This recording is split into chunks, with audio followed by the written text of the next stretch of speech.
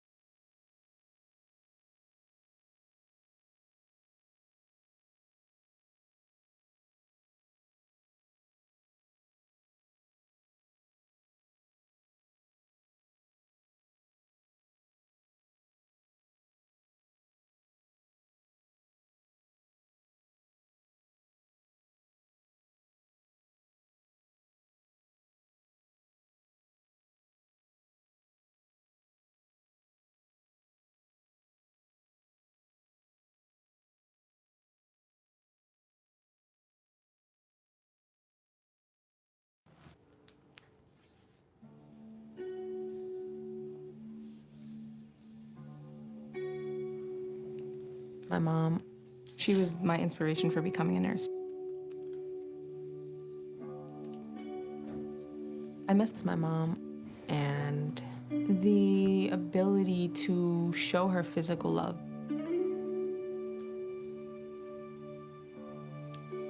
My family lives 6 hours north. I would go once or twice a month to go see them.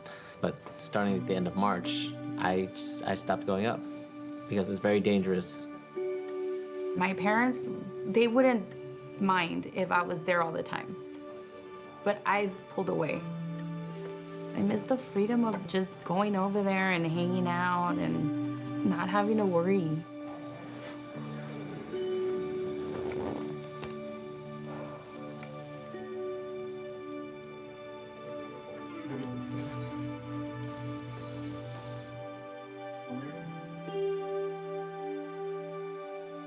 My mom, she's always looking after you and making sure you're fed.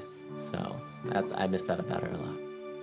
My mom, she would make a Puerto Rican dish or an Italian dish, and those were always so delicious. My mom, she loves to feed us. So she'd call me, hey, I made this or I made that, but I would make up excuses not to be around.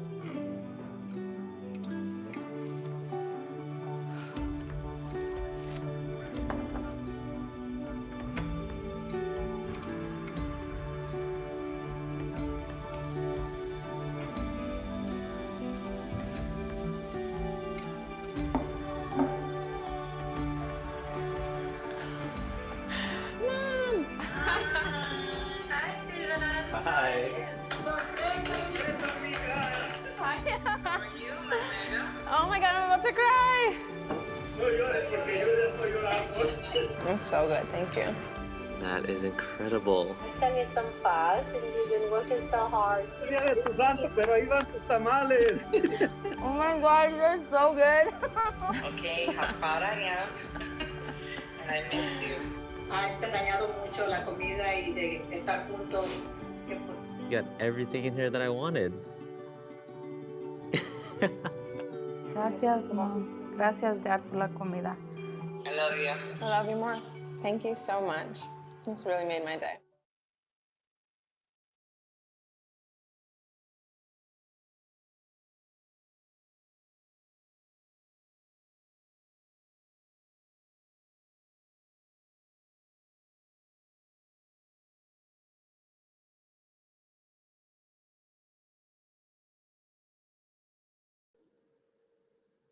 Good morning. Thank you so much for joining us today. Just a quick note before we get started. please direct all questions to the Q&A section. Questions in the chat might be missed. So again, please direct all questions or comments for the panel to the Q&A section. If you would like a particular panelist to answer your question, please put their name before your question. Thank you so much and enjoy the presentation. Good afternoon. Can you hear me? Elisa, can you hear me? Yes, sir, you're good to go. All right, perfect. Good afternoon, everybody. Here I am once again, standing in an empty room, talking to a screen. I'm not digging it, but neither are any of you, I'm sure, but we'll be back together in person soon. My name is Bob McKenna. I'm President and CEO of the Virginia Peninsula Chamber of Commerce, and I would like to welcome you all to the latest event in the Chamber 757 Vision Eyes on the Future series, open for business in the 757. We are still living in interesting and challenging times. Here we are in the 26th iteration of 2 weeks to slow the spread, but we can see the light at the end of the tunnel. Certainly someday, very soon, we will gather together in person for events such as this. After the last recession, it took our region over 8 years to recover economically. We will not allow that to happen again. Prior to the pandemic, the Hampton Roads region was beginning to see a resurgence in our regional collaborative efforts and great signs of economic growth. Projects like the highway improvements and the HRBT expansion and initiatives like RVA 757 Connects and the Maritime Industrial Base ecosystem were beginning to gain momentum and creating a sense of well-earned optimism. We now must work together as a region once again to reignite that energy, optimism, and sense of collaboration.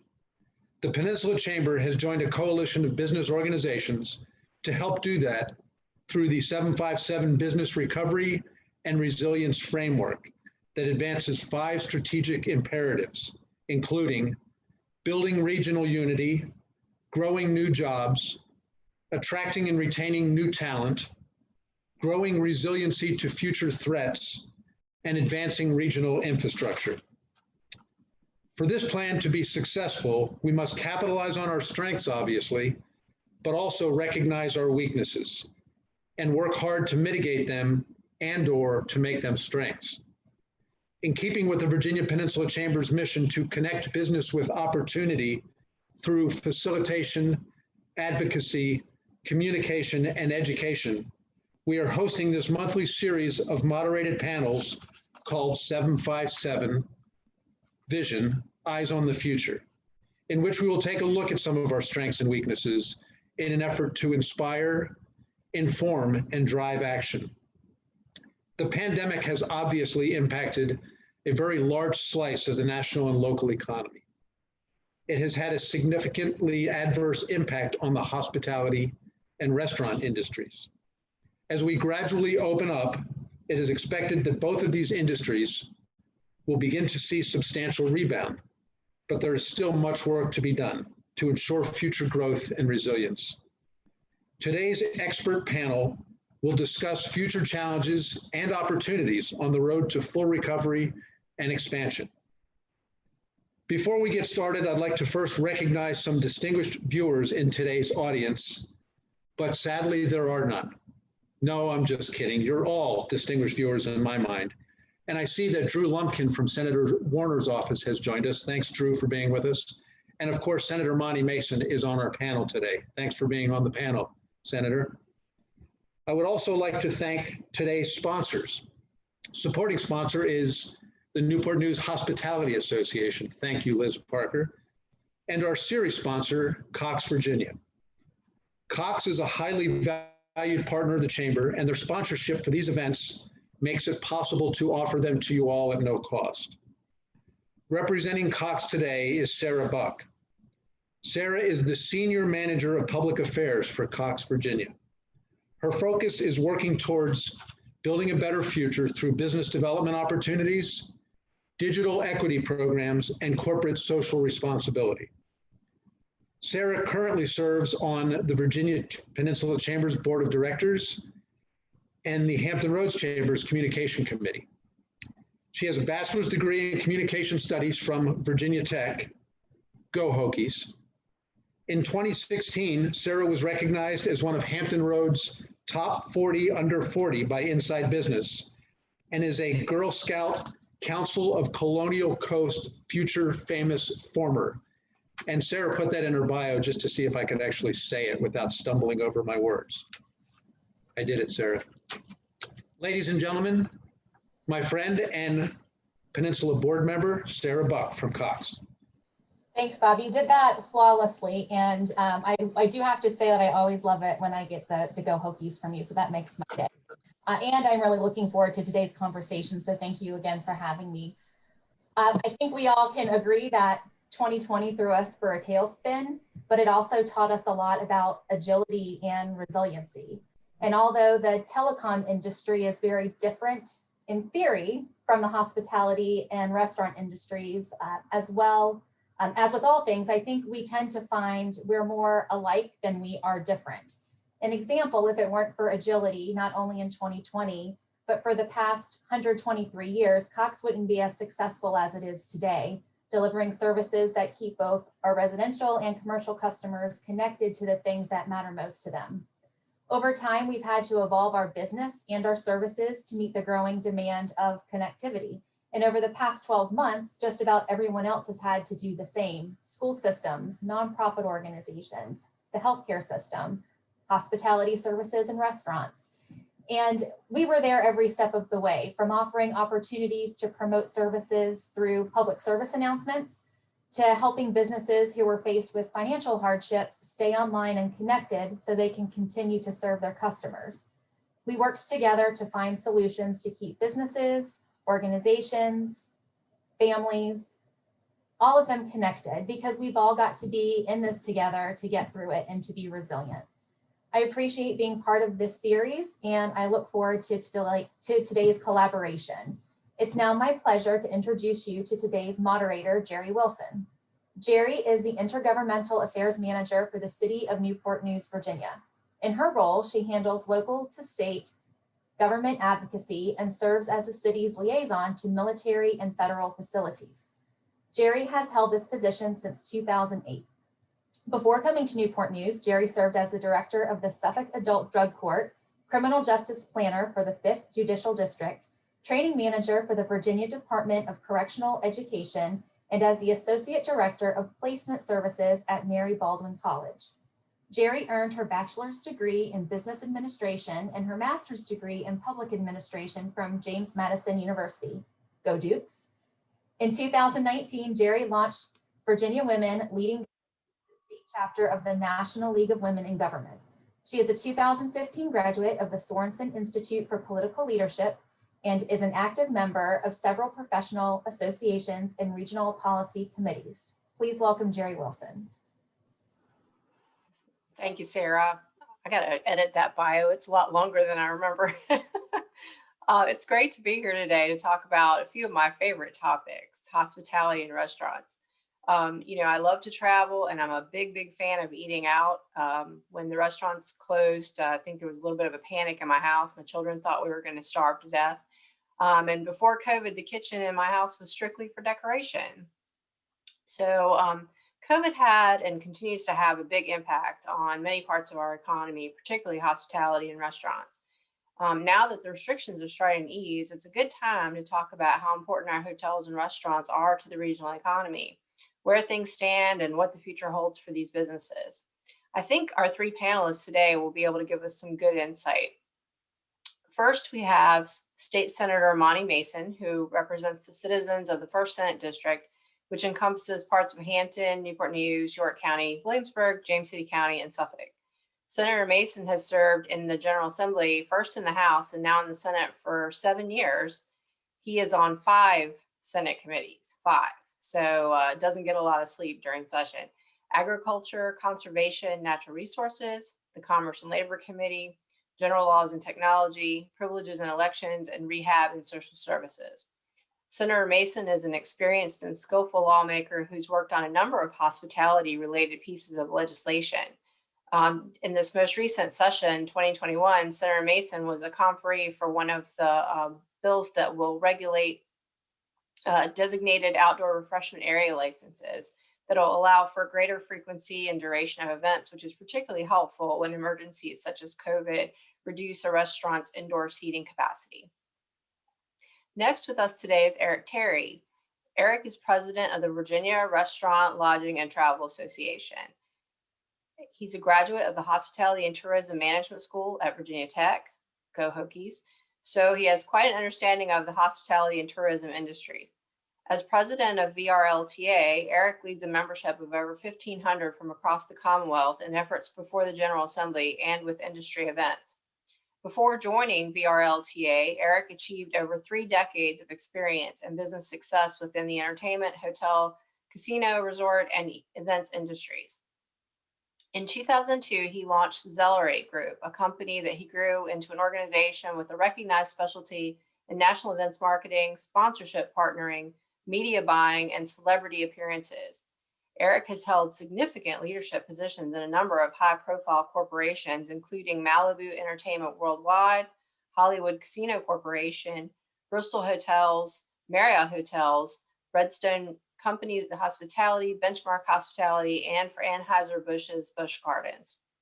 Eric is an active member of Meeting Professionals International and the Hospitality Sales and Marketing Association International, and is a former president and vice president of the Crown Plaza Marketing Association. In 2020, Eric was recognized as one of the top 500 power lists in hospitality and tourism in Virginia Business Magazine. Our third panelist today is Liz Parker, the general manager of the Holiday Inn Newport News at City Center. And if you haven't been, you got to see it. It's quite amazing. In this role, Elizabeth's responsibilities include strengthening business partnerships, driving annual business revenue, and creating a lasting footprint in the community for the Holiday Inn Newport News at City Center. In 2018, the hotel that she governs was one of 6 hotels chosen with IHG to receive the 2018 Outstanding Renovation Award. Liz has over 30 years of hospitality sales and operations experience. She has been with the LTD Hospitality Group headquartered in Virginia Beach for over 6 years. Prior to LTD, Elizabeth held several executive positions with companies including the BF Saul Hotel Division and Marriott International. She has directed numerous hotels and supervised national and international conferences. She's the 2015 recipient of the Gregory Cherry Tourism of the Year Award from the City of Newport News. And in 2018, she received the STEP, which is Summer Training and Enrichment Program, Partnership Award for her dedication to help youth and young adults learn a trade in the culinary arts and operations in the hospitality industry. Most recently, she's the 2019 recipient of the Pete Rea Public-Private Partnership Award from the Virginia Emergency Management Association, where she has offered substantial contributions above and beyond contractual expectations. She's also the president of the Newport News Hospitality Association. Welcome to all of our panelists. So let's start today with a brief look back. Before the pandemic, I had read that the hospitality was one of the largest and fastest growing industries in the world. Eric, would you tell us a little bit about the industry in Virginia pre-COVID? Sure, Jerry, thank you very much. One thing I didn't put in my bio, which I probably should have with this group, is I am also a Denby patriot. So, I go way back to Newport News. So, pre-COVID, the hospitality industry and the restaurant industry both were tracking extremely well. Probably one of the best years ever in Virginia for that. We saw significant hotel investments all across the Commonwealth and even in Hampton and Newport News. So we were on a really strong path, obviously pre-COVID. Obviously, as COVID hit, the industry literally was devastated overnight. Hundreds of thousands of layoffs, hotel occupancies in the single digits in many places, group meetings all canceling, all sorts of things. And, I think that, we are slowly but surely climbing out of that, but it's slow. We are trending, Virginia is trending behind most of the mid-Atlantic states, I think, in terms of hotel occupancies. Some of that is the level of restrictions versus other states, and some of that is just the type of hotels. In many cases, we have a lot of business hotels, Northern Virginia that are really not at all recovering. And, some of our resort locations, the beach areas and whatnot, are seeing a little bit of an uptick. And I think we'll continue to do that through this spring. But I think it's going to take, considerable amount of time. Most projections are that it'll be 2023 or even 2024 before we'll see full recovery in the hotel industry. Now, restaurants are a little bit, more encouraging story. We're beginning to see people go back into restaurants. I think vaccines in their arms have encouraged, people to go back out, try that a little bit. We're also getting, some of our food service employees are beginning to get vaccinated. So that really helps, their confidence and their, recovery. But, we've got some difficult areas. Staffing and workforce is a real challenge in our industries. And we can talk about that a little bit more later. But, we are definitely feeling the pinch of the extended unemployments, vaccinations, childcare, homeschooling. All of those things are really affecting the workforce that, comes, because we don't have a lot of remote jobs. So it's hard for them to continue to work that way. Thanks, Eric. Elizabeth, what about Newport News? Before COVID, how was business on the peninsula? It was great. Business was fantastic. We were seeing quite a few new pieces of business come into the area. We had a good movement, especially with the Huntington Ingalls winning several of their government contracts, and hotels were moving in the right direction. Our restaurants were moving in the right direction. We had new restaurants opening in our area. We had, in fact, I think we had roughly about 6 new restaurants open in February. So prior to the pandemic, a majority of our hotels, I'd have to say 90% of our hotels and restaurants were right on track to probably make, if not exceed, budget. I can speak on behalf of the Holiday Inn. We certainly were right there. We had surpassed our January budget. We had surpassed our February budget. We were on track to surpass our March budget. And then, of course, the pandemic hit and everything just came to a complete screeching halt. So prior to the pandemic, I think we would have had a fabulous and an outstanding 2020. Sounds like it. Sounds like before COVID, our industry was doing quite well. In a region like ours with so many great attractions, restaurants, hotels, and so many businesses that do rely on tourism, adapting to this COVID life must have been especially difficult. Right. So, Senator Mason, the regulations that the governor's office administration put forward during COVID really impacted how we've fared through all this. Can you tell us a little bit about Virginia's restrictions during the pandemic? What measures were put in place to try and help the hotels and the restaurants survive? Well, thanks, Jerry. Thanks for having me. And, a lot of the restrictions are, painfully and widely known, but we're taken under an abundance of caution. My daughter's elementary school was actually ground zero for this on the peninsula, in that if there was a volunteer reader who had tested positive, and we found that out on the Friday before the governor shut down the schools over the weekend and the following Monday. And so it was, what do we do? What does this mean? And, this has been a symptom of a situation that if we knew today what we knew 2 weeks ago, we'd always be better, right? So even a year later, just the information we have this week is so much better than it was 3 weeks ago. And so a lot of it was just flying blind. And so, I remember having a conversation with a Board of Supervisors member who was barking at me when the governor announced June 10th as the shutdown. And I said, come on, this is just trying to emphasize the severity of this thing, trying to make sure everybody takes it seriously. But it seemed so far out in middle March, and look where we are today. But the one thing that there's plenty of Monday morning quarterbacking to be done, right? But along the way, we never shut down entirely. Things were allowed to continue. Commerce was allowed to move forward. Now, our restaurants and our hotels, places that largely were because of tourism travel or some of our attractions, took the brunt of it. So we've tried to do along the way.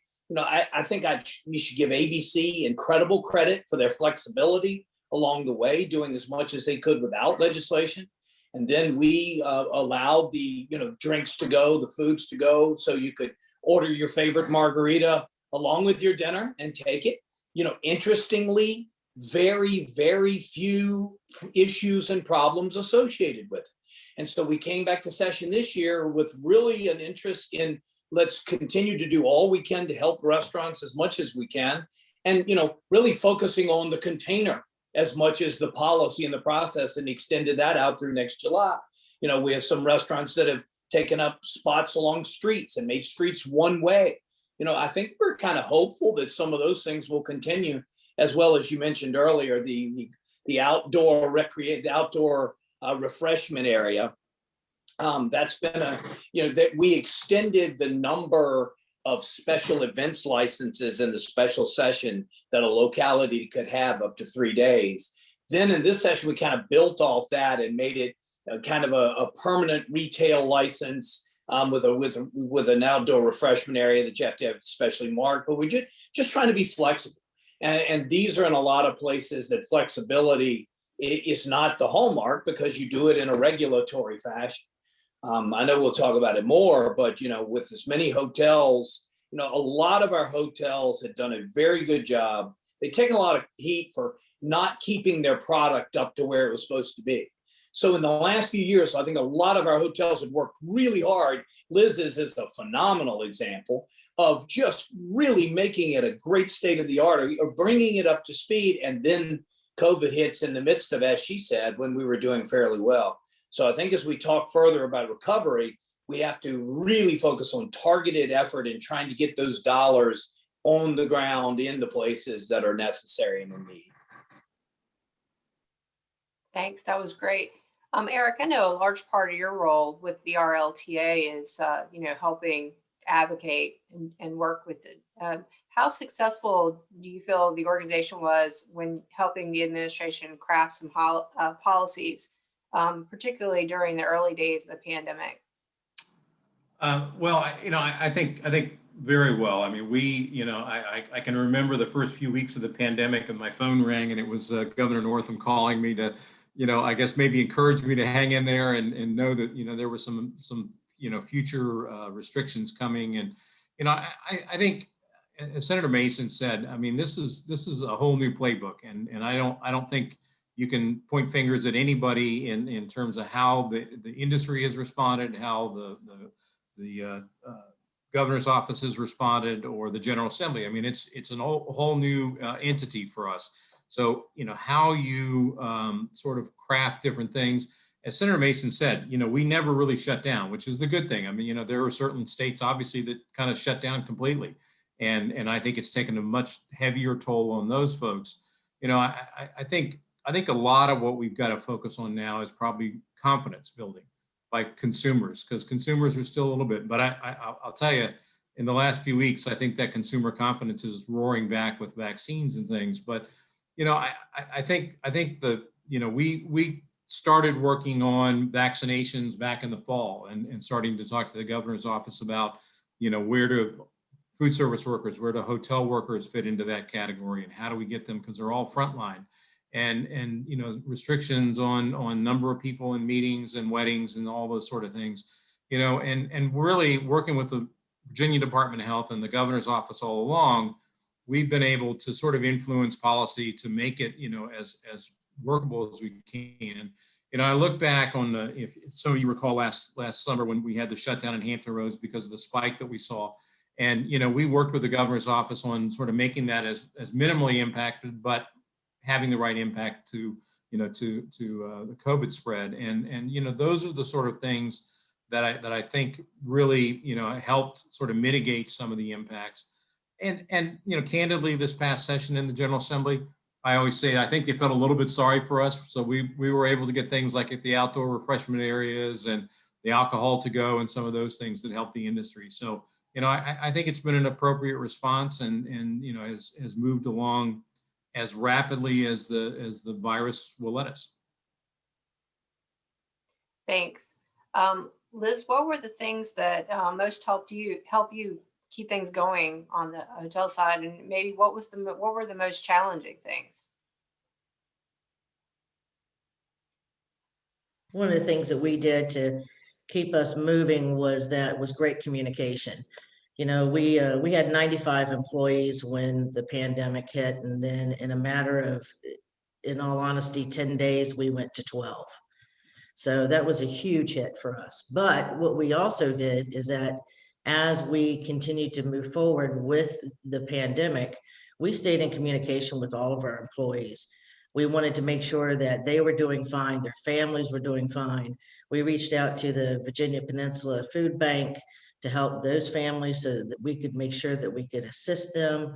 But you know, the enemy is always changing, and that's what I look at the pandemic. I call the pandemic, it's the enemy. It's constantly changing.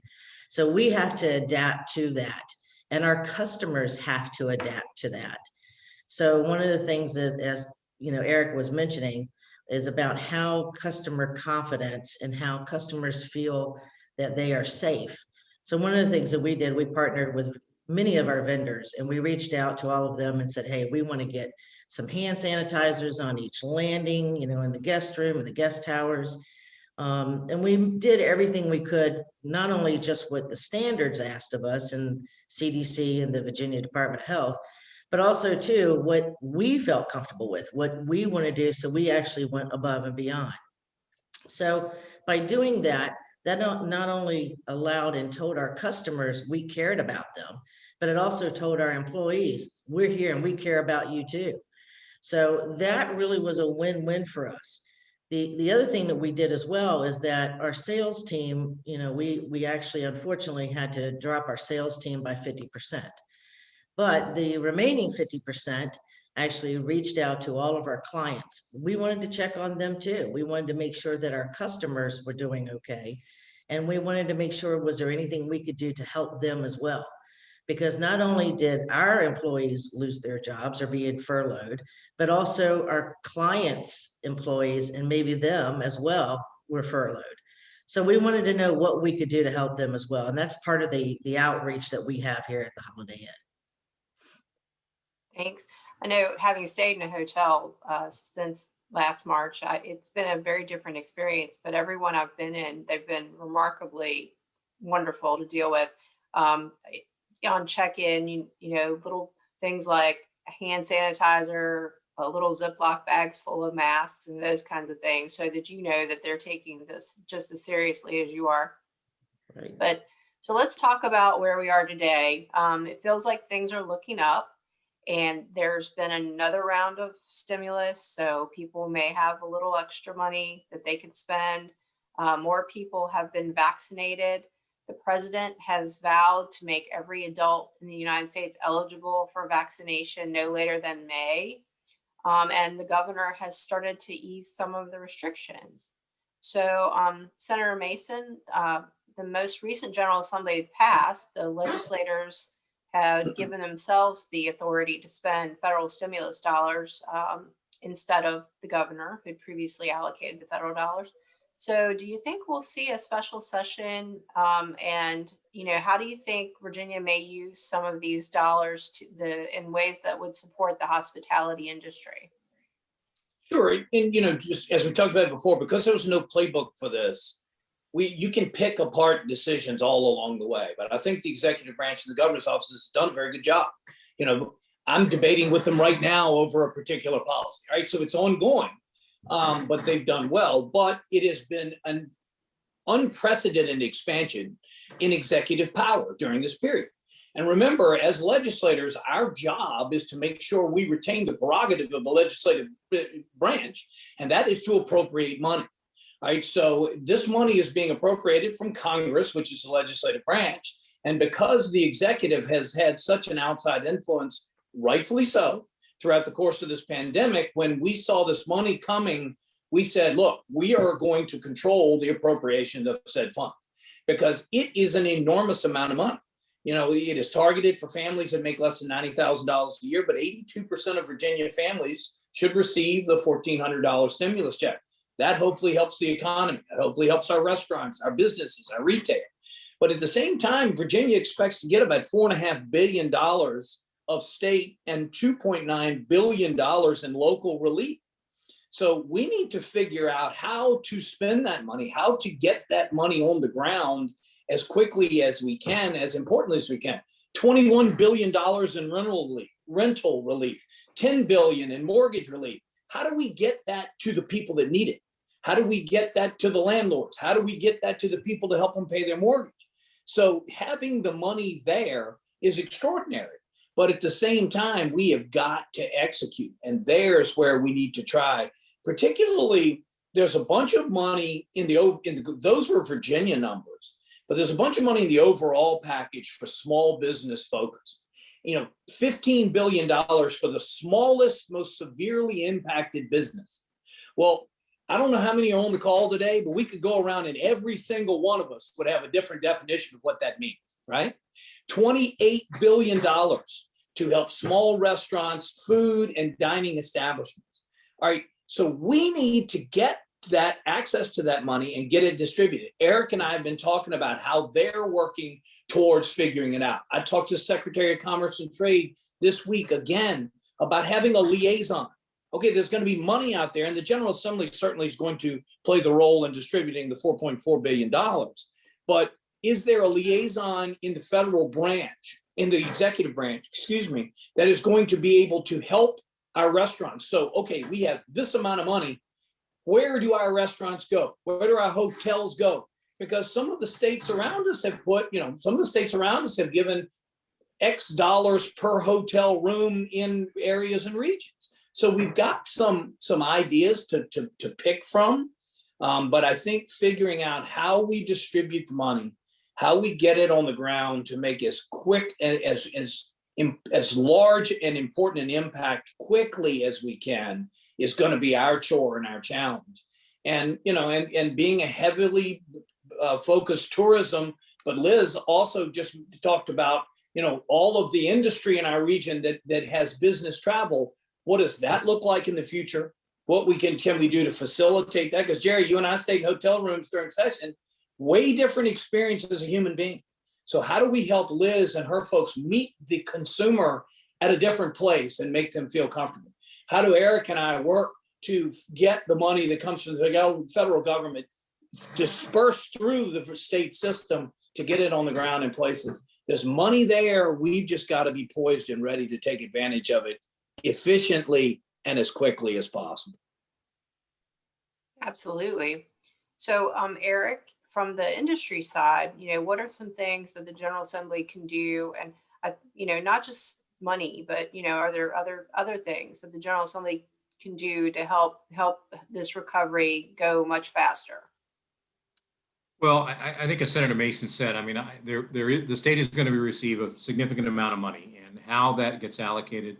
There is some language in what we're calling the ARP, which is the latest round, the $1.9 trillion plan, that does encourage states and localities to invest 25% of their grant money in our industries, in hotels and restaurants, and so we're beginning to work with the folks on the money committees and others in leadership in the General Assembly about how's that going to work, and how's that done? As Senator Mason said, other states, DC is a good example. They used some of their excess care money and gave $6,000 per guest room. I just heard one of our largest hotel owners got $2,000 per guest room from a county up in Maryland. So there is some models out there that I think are very good, but it's going to what makes sense for Virginia, and what can we do? As far as the restaurant funds, the restaurant recovery funds that are within that $1.9 trillion plan, the current thinking, or at least the guidance that we've received, is that most of those are going to be administered by the SBA. And so they'll come through much like the PPP loans and the EIDL things that went through before. So a lot of those will go direct to restaurants, from that entity. But as Senator Mason said, we've been talking here for the last few weeks, we want to make sure that really kind of gets to the core of that. And I think what we've seen recently, we're about to release some large grants that came from DoorDash, and we took 700 applications for those grants. And what shocked me were the number of small, minority-owned, women-owned, veteran-owned restaurants who hadn't received anything, hadn't gotten a penny because they didn't have a banking relationship or they didn't know how to navigate through that process. So I think that's going to be important. And you know, the program that the state put together, the rebuild program, which was a very, very good program, some increased funding for that in the future, I think will be really, really important to how we sort of help these businesses recover. And you know, as I said earlier, workforce is becoming a crisis. I got an email last night from a restaurant owner in Richmond who literally is just panicked over inability. You know, she's worried that all of a sudden people are going to come back to her restaurants and she can't handle the business. And that is a real problem. It's, you know, it's complex. It's not just unemployment. It's, you know, do you have childcare? Are your children, are they, you know, taking Zoom classes from home? You know, have you been vaccinated? Are you uncomfortable with that? I mean, there's a lot of things that go into that, but I'll tell you, workforce, and I'm sure Liz would echo that, workforce is becoming a real crisis for us right now. Thanks, Eric. I know, Liz, you know, as the kind of boots on the ground person, particularly for us in Newport News, you know, I'm curious what you're seeing and if there's things that maybe we can do, you know, at the local level that could help you. What we're seeing right now is that we're seeing an uptick in business, actually. We're seeing some movement. We're seeing some government travel starting to move in the right direction. We're also seeing some business, transient business, you know, that traveler coming in, have it be if it's someone that's, you know, a business man or woman, or have it be if it's you know, someone doing project work, things of that nature. But we are, and since there's been some restrictions that have been lifted, we're seeing more and more people wanting to have those weddings, small weddings, or those little family gatherings. So we're getting that type of stuff. So we're getting, you know, we're seeing the business come through, but it's just, you know, not as fast as we would love to see it. You know, I was crunching some numbers earlier today, and it's just that, you know, the percentages that have been, we've lost quite a bit of percent, especially in revenue dollars. It's millions of dollars in the city of Newport News. Just in taxes alone for that meals tax alone, we've lost over $5 million. And the admissions tax, we've lost over $570,000. So as we move forward, we need to get people to get back out and try those restaurants, those ones that have been staying open and are continuing to stay open. I know, Jerry, you love to eat out, so do I. So it's something that we want to continue to encourage that, so we can keep those restaurants moving in the right direction. From a local level, I think what's really important, that I think the city of Newport News has really done quite a bit in helping many of our restaurants, as well as our hotels. We're doing, I mean, our tourism team is doing everything they possibly can to be as creative as they can be, to try to bring business in that are within those, you know, restrictions. So from a standpoint, from the boots on the ground, yes, we're moving in the right direction. If we speed it up too fast, Eric brought up a really good point. Right now, we are in a beyond critical crisis situation with, you know, employees. And that's what has me, you know, really quite concerned right now as we move forward. And if business continues to move, like I said earlier, we have the enemy changes, the pandemic changes, we have to change, and the customer has to change. So we have to constantly change the narrative to the normal business practices that we've had. So that's something that all of us have to do together, just as what Senator Mason was saying. We got to work together with this. Yeah, I know you've mentioned the jobs lost during the pandemic and how challenging it is to try and get people back into those positions. So I'm wondering if, Senator Mason, from your perspective, were there any initiatives that happened during the most recent session that might help with, you know, help either generally or, you know, with the job piece perhaps in particular? Well, we returned the focus, you know, one of the governor's enormous initiatives was G3, get a job, get a skill, get a job, get back. And I think we put upwards of $40 million into that was all unallotted when COVID hit. That was re-allotted.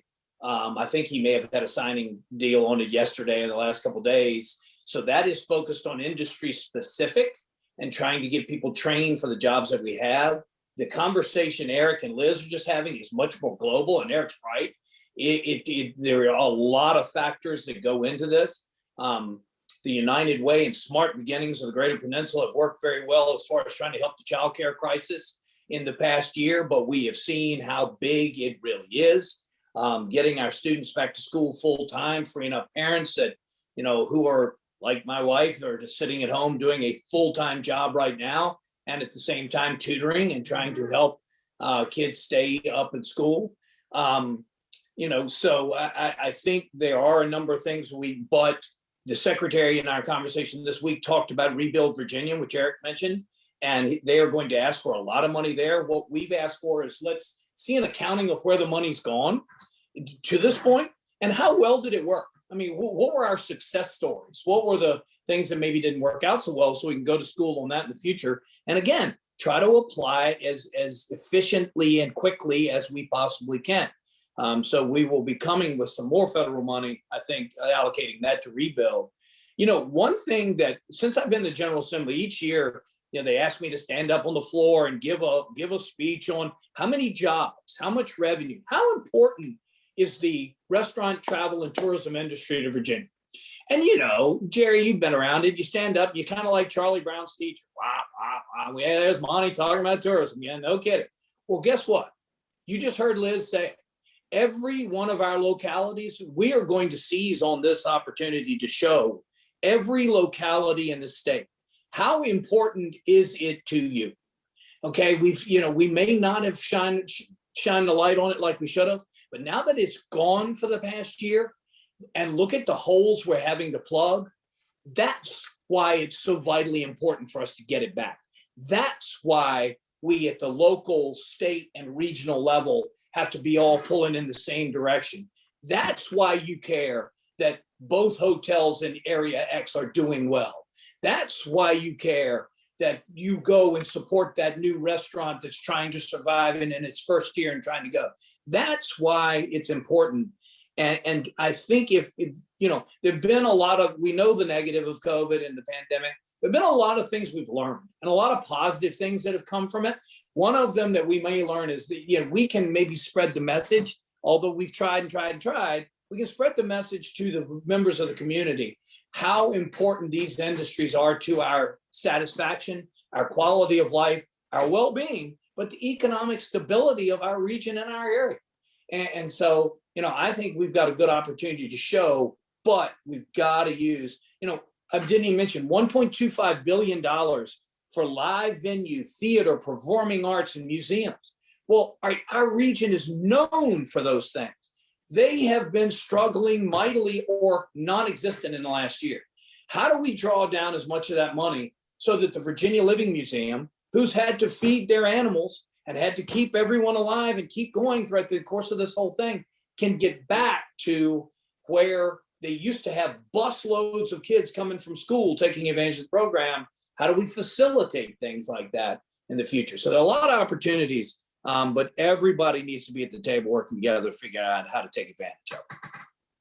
Oh, absolutely. It's one of the things I think people have learned from COVID, if they haven't learned anything else, is how much of an ecosystem everything is.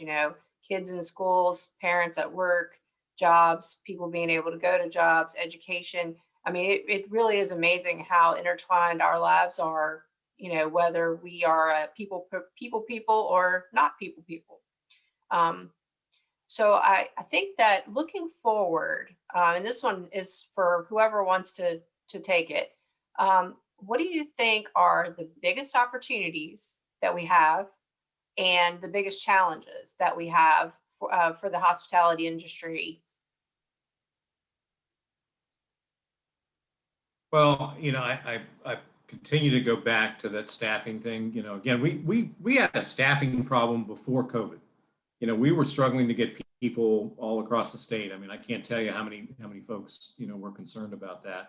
And we've launched some aggressive programs. We have a new program that really gets youth offenders who are coming out of incarceration into the industry. It's a multi-million-dollar grant that was given, and we've been launching that here for about the past year.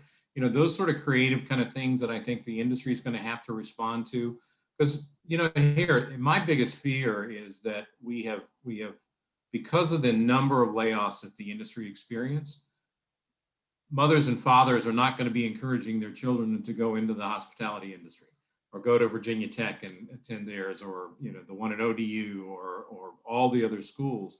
So I do think we've got a kind of a multi-year challenge there of getting people into the industry, and how do we sort of keep that going. I think business travel and government travel will recover with vaccinations and with the numbers going down. So I'm concerned about those, but I can see the light at the end of the tunnel. I don't know that I see that as much on the workforce side. I'm glad you mentioned government travel. I know one of the things I was kind of, didn't think about, but I know we have such a huge concentration of military in our region, and they do rely on our hospitality industry as they move people. So that's another thing for us to think about. Liz, what do you see as maybe the biggest opportunities and challenges in the next couple of years? The challenge that we have is exactly what Eric said, is in reference to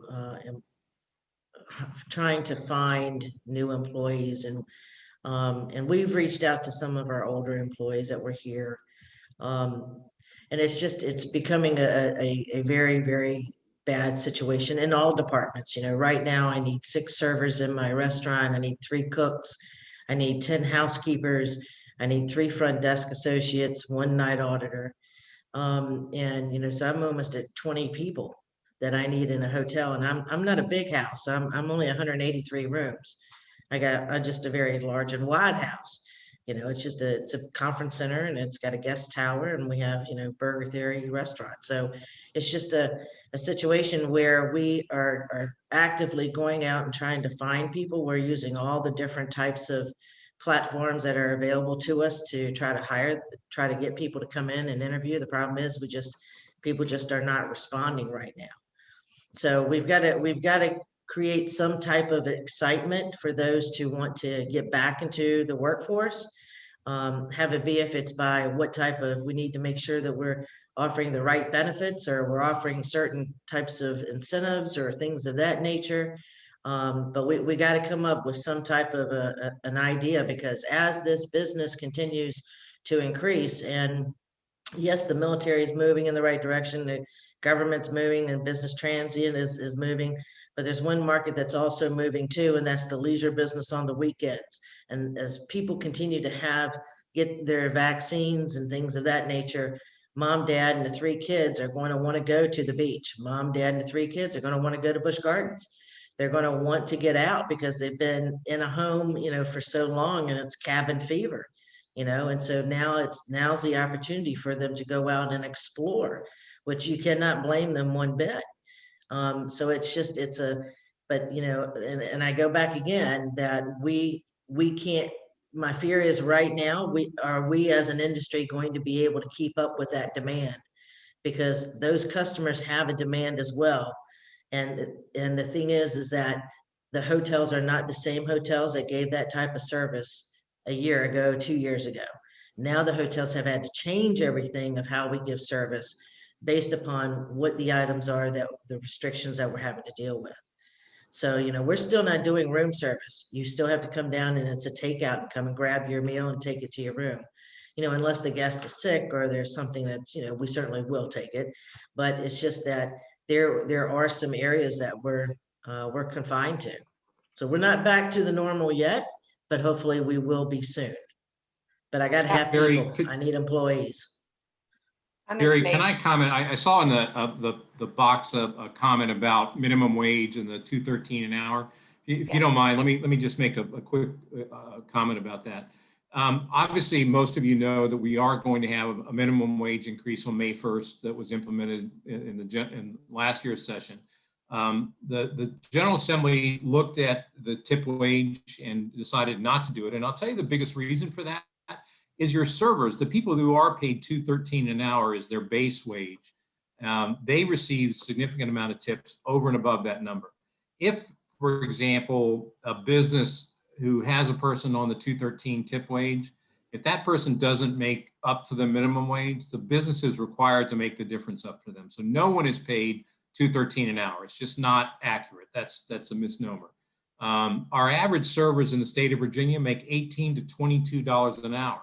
So in fact, they're our highest paid employees in most restaurant industries or most other ones. So, you know, one of the problems that we saw is that your servers did not want to move to a much higher level, which would affect their tips and affect, you know, how they were compensated. So, you know, I do know that at a federal level, there's some discussion going on, and we've been involved in some of those as well. I know that Senator Manchin from West Virginia is kind of working on some ideas there. But still, the tipped employees are some of your highest compensated folks. So you're going to see some movement on the minimum wage. Is the timing the best? Probably not, but you know, I do think you're going to see some movement there, you know, relatively soon. And we worked very hard to try to gradually increase. And this was one that the governor pushed back. It was supposed to have taken effect January 1 to 975. It got pushed to May. And then to 11 next January, to 12 the following, but then a pause. And so we did it along the way that we are going to study the impacts of it from the start. So starting with the increase now, there will be an ongoing study of how it impacts the employee, the employer, the regions, and the areas. And then we will take a look at it. And after the third increase, it will stop for a full year for review to see where we're going. So that is the way we try to interpret. Eric, exactly right. We got a lot of feedback about people that make substantially more, although their base wage is at, you know, sounding absurd $2.13, but make substantially more with their tips, with the concern that their employer would just pay them minimum and pool the tips, and the tips would become a part of the overall business. So that was something we had to do a severe amount of negotiating with last session to try to get to that point. You know, we are going to have to rethink how we do everything. To get employees now short term, we got to work with the chambers in the areas, having job fairs. I've been seeing them all over the place, but going out to places that we reach people. You know, we were trying to figure out with the local vaccines how to take vaccines to hard to reach areas. And the first thing we got was, oh, you can do this date from this time to that time. And we said, no, that doesn't work. You can't just decide that that you're going to reach this group on Wednesday from 10 to 2. That's, you know, we need Sunday afternoon from 1 to 5. And so that is looking at the consumer and trying to figure out how we can get to them, how we can impact them. That's what we have to do to try to figure out how to get this short-term employee crisis. I mean, that you've heard Liz say it a couple of times, try to get people back. And then we got to look at, we'll take a longer term period of looking at, there's always this talk about housing, about hotel stock. We've seen over the past few years, some of it being repurposed for other long-term stay usages, apartments and townhomes, condo type usage. You know, I think we'll continue to take a look at things like that. But also the strategies on trying to get people here. We have long-term strategies of how to market our region, which is heavily drawn based on tourism, but now capitalizing on people with shots in their arms and the desire to get back at it, to get back out, to go and do the things that maybe they took for granted over the past 5 or so years, and now it's just exciting to get back and do. We can capitalize on some of those things, but we also going to have to look at it through a different lens. Absolutely. And I think a couple of questions in the Q&A had to do with, you know, how we're going to get vaccines to hospitality workers. And it, you know, people on the front lines are very concerned about that. There's also a few in here about the same concerns you all have raised in terms of, you know, getting people back to work. One of them, someone who owns a staffing firm, they have lots and lots of jobs. You know, and I noticed the other day that there are tons of job fairs being advertised for getting people back into all areas of businesses. And in some cases, businesses that aren't even open yet are trying. So there's a lot of competition in the market, no doubt. One of the questions that I wanted to— Jerry, you want me to, go ahead. I said, I can take the question on the vaccines just real quickly if you'd like. Obviously, food service workers are statewide in the 1C category, and most recently the Virginia Department of Health moved hospitality or hotel workers up into the 1C category as well.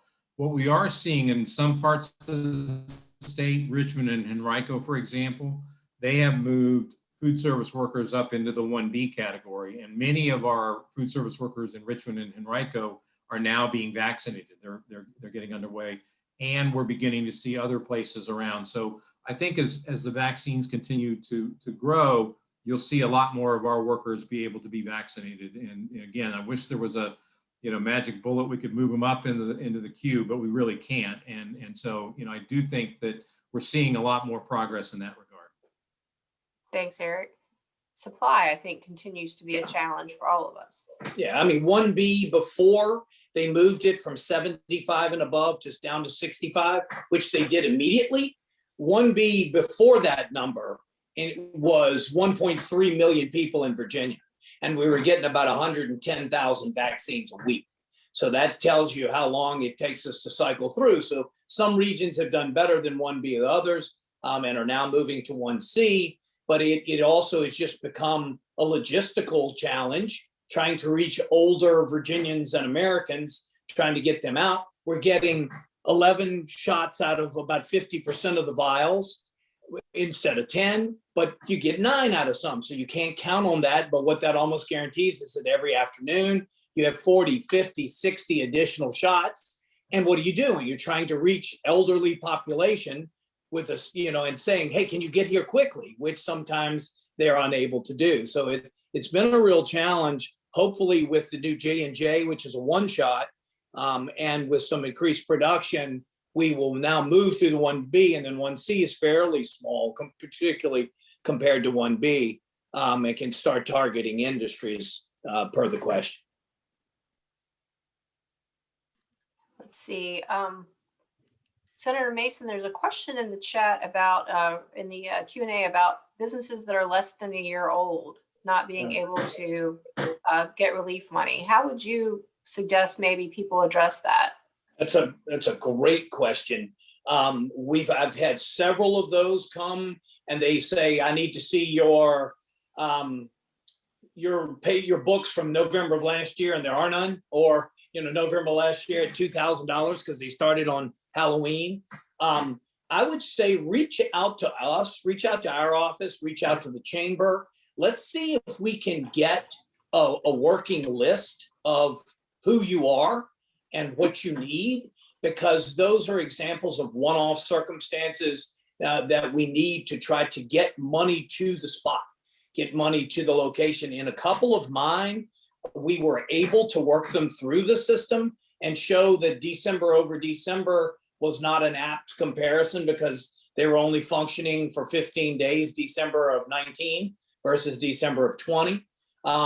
So that does take some specificity. So I would say you reach out to my office, reach out to the chamber, reach out to groups, and make yourselves known so we can take your specific example.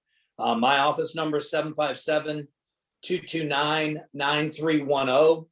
Of course, we've been fielding an amazing amount of calls from the Virginia Employment Commission. It just like our public health departments were not staffed for a pandemic, the Virginia Employment Commission was not staffed and could not be staffed for 1 in 4 Virginians needing help. And so we continue to work through and try to solve for issues like that. But as this additional money comes through, make sure that businesses with specific or unusual circumstances that don't fit the forms, reach out to us, reach out to the chamber, make yourselves known, and we'll try to help you individually. Thanks. One of the questions in the Q&A has to do with ways that the hospitality industry may have implemented equity and inclusion in tourism. Liz, would you like to, or Eric, or Senator Mason, would you like to maybe take that one? Have there been initiatives maybe that you have seen to try and, emphasize equity and inclusion in tourism? Do you perceive that to be attracting diverse groups or within the confines of our industry? Based on the question, I would think it would be attracting diverse groups. Yeah, and I think that goes with marketing to different ways. And I know there have been statewide efforts. We've been trying to beef up, something Eric and I work on every single year is trying to make sure that we have significant monies that we can apply towards, whether it's particular regions trying to attract them to Virginia and to our area, or differing groups. I know that locally, I've worked with some folks trying to, in Williamsburg particularly, we have the Let Freedom Ring Foundation and the First Baptist Church.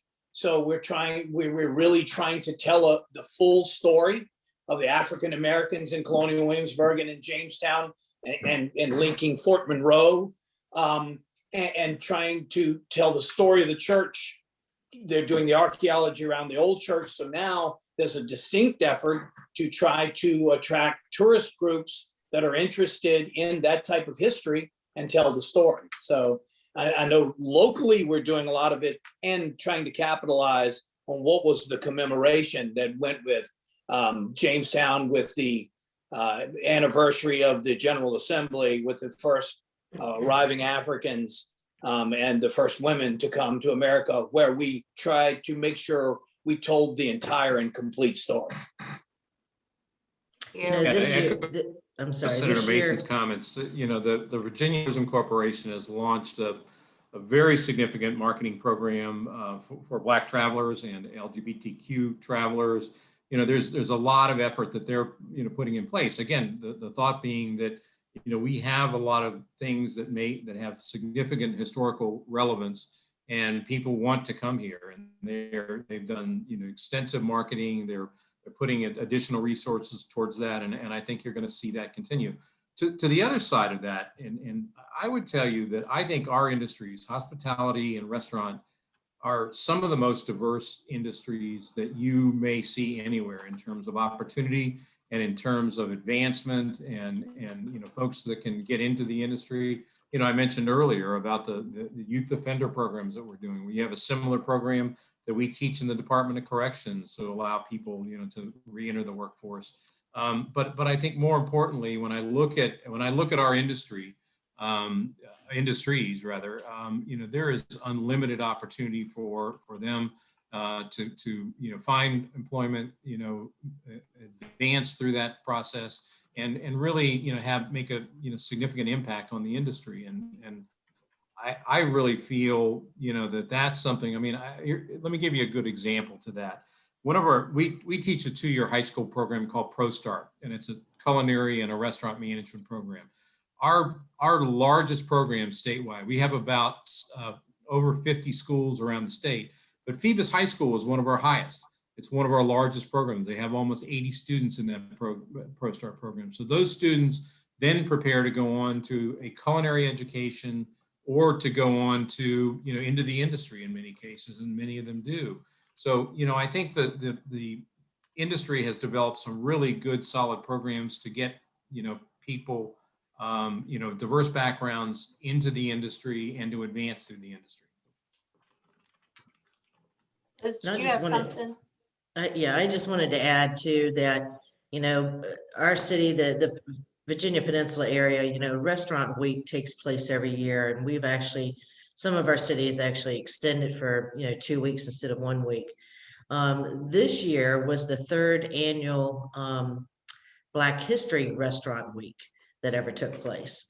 So we're seeing that there is more and more involvement, not only just from a business side, but also too from where people want to gather and try various different types of cuisines from all over the world. So I look forward to where we are able to, meet once again and have a very large festival, and we're able to try to taste all different types of food. So when it comes to with diversity, I think our market here and what the city has also done too, is that they've really tried to move that needle in the right direction.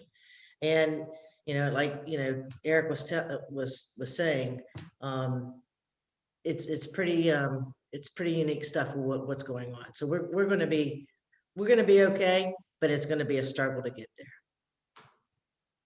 Thanks. Well, we do have a couple of extra questions, but we are running short on time. So I think we'll probably try to ask, maybe if you guys don't mind, there are a couple that are very specific. I'll forward them to you and you can follow up. If that's okay. And I want to turn it back over now to Bob to take us out. And thank you all for the time that you spent today. All right, thank you very much, Jerry. That was a great conversation. And a note to myself, next time get panelists with less impressive resumes, because they make me feel inferior and they take too long to introduce. So thanks to the panelists for being with us. That was a great panel and a great conversation. And those questions that were left in the box unanswered, we will respond to you with an email if you ask that question. All right. I'm sure that many viewers today feel very passionate about this topic today. It's impacted not just the restaurant owners and the hoteliers, but it's impacted everybody.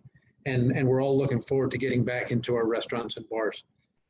So I'm sure that you're also fired up and ready to take some action to ensure the successful future of our community and our economy and our workforce. The Peninsula Chamber, in collaboration with various partners, would like to help facilitate action moving forward. We are currently looking at a significant membership incentive program for all Peninsula restaurants, coffee shops, bars, and breweries, especially breweries. Details of this new program will be on our next newsletter and on our website, so stay tuned. Okay, before I close, I'd like to just talk about one more event that's coming up pretty soon. We have done Spotlight on the Peninsula in the past to shine a spotlight on some of the great assets that we have here. We're going to focus this year on science and technology, and our first event, which is going to be virtual, is on April 13th. And it's in partnership with NASA, and we're going to talk about the Perseverance rover mission to Mars. So that will also be free to the public, thanks to Cox and other sponsors. Okay, in closing, I'd like to once again thank Cox Virginia for making this event possible and other events. And thanks to you all for joining us. Have a great Easter weekend. He is truly risen. Thank you.